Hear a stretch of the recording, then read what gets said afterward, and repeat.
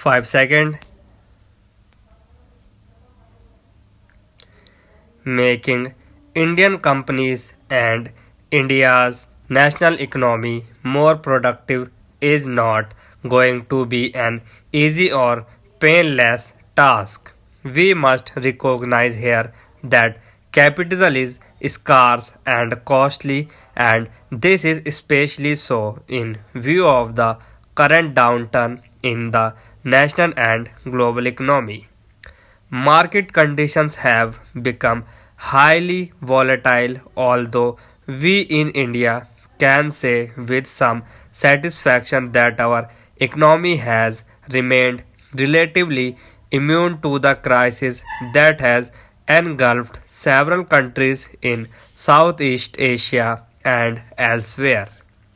In this rapidly changing global scenario, better utilization of human resources and adoption of more efficient technologies and work practices become all the more important.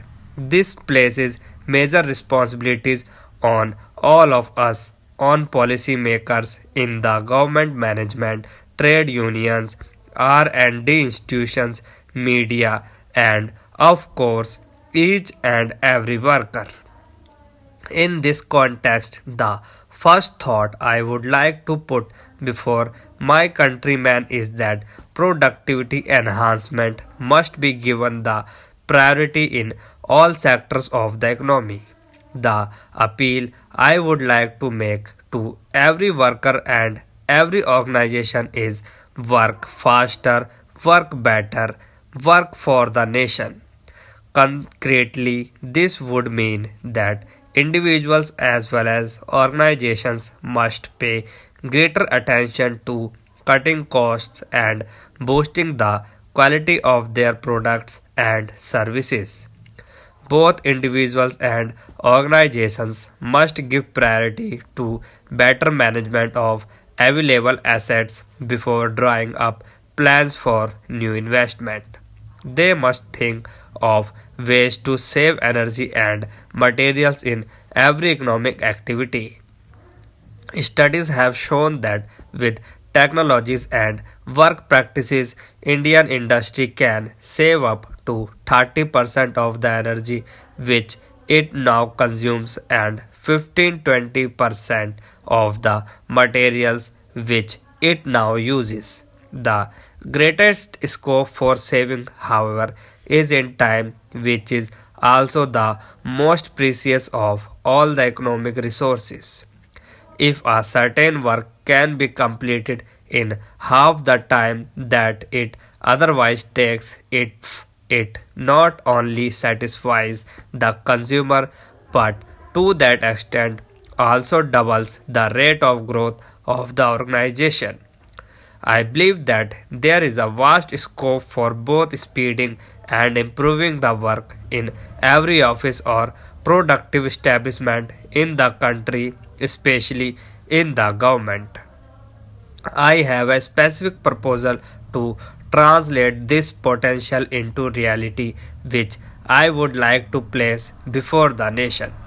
Let every organization in the country invite ideas and suggestions from its employees at all levels on how it can work faster and better.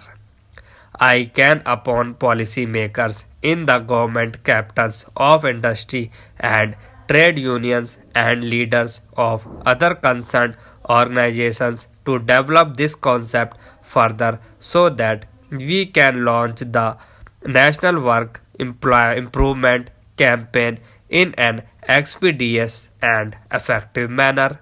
The cornerstone of the National Work Improvement Campaign will have to be an emphasis on teamwork. Excellence in work is rarely the result of individual excellence. Rather, it is the culminative outcome of the proper management of time, talent. In order to enrich and activate team talent, we must create organizations that are less hierarchical and more democratic. We must create an environment which accepts creative ideas and initiatives from whichever direction they may come. The National Work Improvement Campaign must also place high emphasis on continuous learning at the workplace. Training, returning, and acquisition of new knowledge should become an integral part of our work culture. Let each and every economic organization in the country become a learning organization and let India itself become a learning nation. Our efforts to create a new national work culture will bear the desired fruit only if it is rooted in the age old concept of Shiva.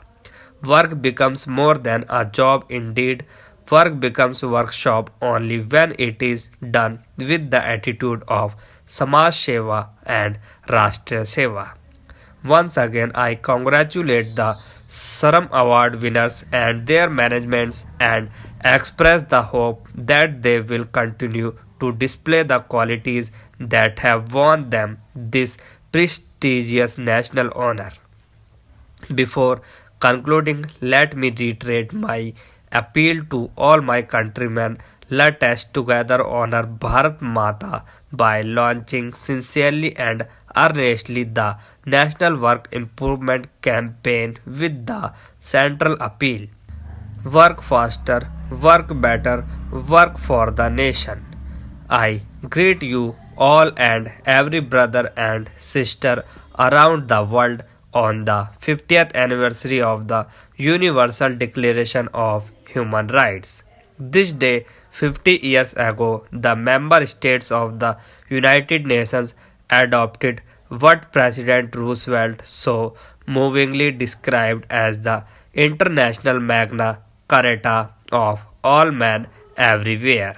The immediate backdrop of the declaration was the horrifying spectacle of man's brutality against man as witnessed during the Second World War. During those bleak years of this century, an individual's inalienable right to dignity and liberty were brutally trampled upon. The Universal Declaration of Human Rights was supposed to be a safeguard against the repetition of the brutalities of World War II and to establish this overriding supremacy of human rights. This noble purpose was underscored by the Vienna Declaration that asserted all human rights are universal, individual, interrelated, and interdependent. This must be noble.